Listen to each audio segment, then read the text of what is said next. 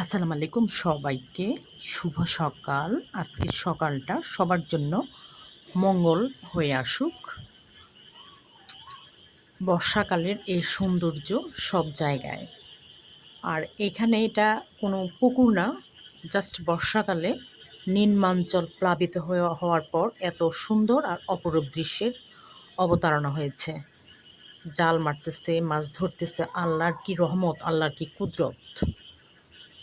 এখানে প্রচুর মাছ। যে পারতেছে সেই জাল মারতেছে, যখন পারতেছে তখন মারতেছে। আর রাত ১২টা ২টা কোনো সময়সীমা নেই বাঁধা। আর হাঁসদের বলা যায় ঈদ চলতেছে। ওরা শুধু গোসল করতেছে আর ওরা সাঁতার কাটতেছে। দেখতে আল্লাহর এই, আমার কাছে মনে হয় যেন এটা পার্থিব না, অপার্থিব একটা দৃশ্য। এত সুন্দর প্রকৃতি হতে পারে।